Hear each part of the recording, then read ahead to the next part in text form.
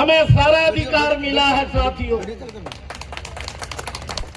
ऐसे महान पुरुषों को आज याद करके हम भी गर्व से सर उठा के इस बात को कहते हैं कि हमारा देश का ये सपूत जिन्होंने अपने लेखनी से संपूर्ण देश को एक सूत्र में बांध करके समता मूलक समाज की स्थापना किया, जहां न कोई ऊंच है और न कोई नीच, सब समान है, कानून सबके लिए बराबर है।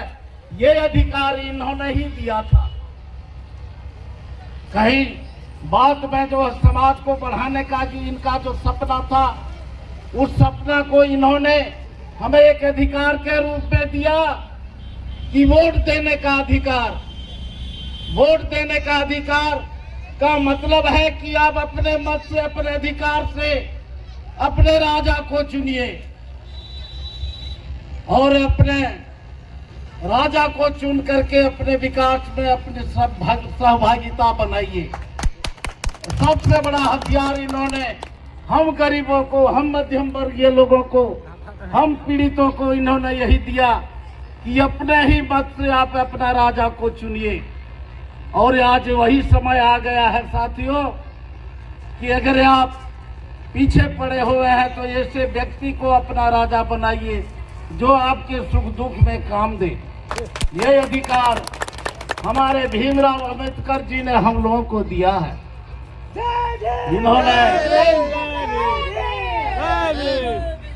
इनका जो भी सपना था, सही माने में इन्हें पढ़ाई लिखाई करते समय इन्हें काफी दिक्कत तकलीफ हुआ था। उस समय समाज वर्गीकृत था, कई वर्गों में बटा था। उसी मनुवादियों का उस समय राजपाट था और मनुवादी समाज छोटे छोटे समाज को देखना पसंद नहीं करते थे। लेकिन ये बाबा अम्बेडकर जी का ही देन है जो आज हम लोग एक दूसरे के आमने सामने में बैठ करके बातें करते हैं, अपना सुख दुख में भागीदारी रखते हैं। यह इनका ही देन था। इसीलिए साथियों, और मैं विशेष और कुछ कहना नहीं चाहूंगा। इन्होंने शिक्षा पर जोर दिया तो हम लोगों का दायित्व और कर्तव्य बनता है कि अपने बाल बच्चों को हम लोग शिक्षा के क्षेत्र में आगे बढ़ावें। शिक्षा अगर आप अपने बाल बच्चों को देकर के शिक्षित करते हैं तो निश्चित रूप से उनको अपने हक अधिकार के बारे में उनको जानकारी मिलेगी।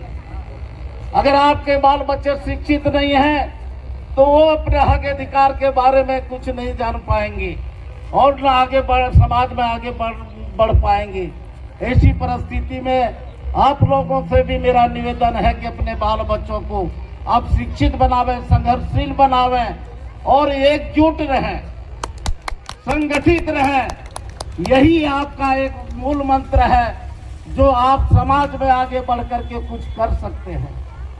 इसीलिए मैं फिर से इन महान आत्मा को एक बार फिर से नमन करते हुए और हार्दिक रूप से बधाई देते हुए हम अपनी वाणी को यही विराम देता हूँ। जय हिंद, धन्यवाद। जय भीम, जय भीम, जय भीम। अम्बेडकर साहब अमर रहे, अम्बेडकर साहब अमर रहे, अम्बेडकर साहब अमर रहे। धन्यवाद।